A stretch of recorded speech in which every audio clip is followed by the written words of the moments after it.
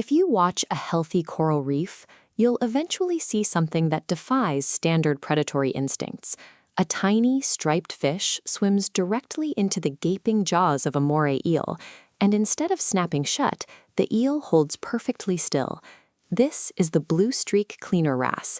These fish establish specific cleaning stations across the reef, operating like specialized clinics where clients of all sizes line up to wait for their turn. This is a precise economic exchange. The larger fish receives a vital medical service as the wrasse meticulously picks off dead skin and irritating parasites. In return, the wrasse gains a concentrated, reliable source of food. To prevent a lethal misunderstanding, the wrasse performs a distinct oscillating dance. This swimming pattern acts as a signal that pacifies the predator, suppressing its impulse to strike while the doctor is at work. Because of this signal, the cleaner can safely navigate perilous terrain. It weaves between rows of razor-sharp teeth and darts into the sensitive tissue of the gills, plucking away microscopic pests without ever being harmed. This entire arrangement operates on absolute mutual trust. It is a cycle of health that reduces disease across the reef and sustains the long-term diversity of the entire ecosystem. But wherever a system relies on trust, a specialized exploit usually evolves alongside it. Out on these same reefs swims an imposter designed to hijack this local health network for its own gain. The false cleaner fish looks nearly identical to the Bluestreak wrasse. It has the same slender body, the exact same blue stripe, and it even mimics the pacifying dance to lure unsuspecting clients into a state of relaxation. The deception is only visible anatomically. The true wrasse has a forward-facing mouth for gentle picking. The false cleaner fish hides an underslung jaw with enormous canines.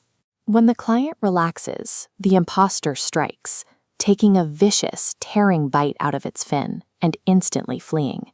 This creates a ripple effect of paranoia. Fish that are bitten, particularly juveniles, quickly learn to avoid the cleaning stations entirely. They choose to live with their parasites rather than risk being attacked again.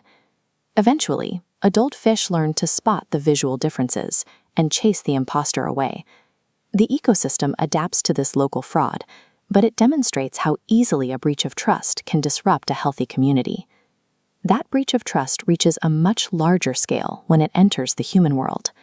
A massive global market exists, driven by the desire to keep reef life inside our own domestic spaces. Because marine fish are complex and difficult to breed in captivity, these living jewels are almost exclusively plucked directly from wild coral reefs. Taking a Bluestreak Cleaner Wrasse out of the ocean presents a unique problem.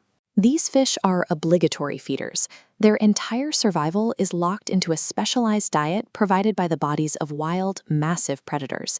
In a home tank, the wrasse loses access to a rotating supply of parasite-laden clients. Despite our best efforts to feed them, these wrasses simply starve to death in our living rooms. This wild extraction network operates on an industrialized scale. Millions of fish are loaded into cargo planes every year, a practice that has continued for decades with very little oversight. We are removing a keystone species for brief, doomed stints in glass boxes, bankrupting the reef's health network simply to fulfill a human aesthetic desire. How is it possible to pull millions of these critical doctors out of the ocean without international regulatory alarms going off? Marine biologist Monica Biondo spent years searching for the answer, digging through global wildlife trade databases like the TRACES system in the EU and LEMIS in the US. Biondo uncovered a massive data loophole. Millions of specific reef species are imported without any species-level identification at all. They are simply funneled into one massive, ambiguous block labeled as tropical fish. This allows millions of cleaner wrasses to be extracted while remaining completely invisible to regulatory bodies. Without specific data, sustainable management of these populations is impossible. If the wrasse disappears, the reef enters a downward spiral. Parasite loads explode, and the constant physical irritation causes chronic stress in other fish. This stress diverts focus and energy away from grazing, leading to measurable cognitive decline in species that normally keep algae from suffocating the coral. scientists are currently fighting to get the ornamental fish trade on the radar of global wildlife protection treaties, hoping to close these data gaps before the damage becomes permanent. If we fail to regulate this trade and close these data black holes, we will permanently shatter the foundation of trust that keeps the world's coral reef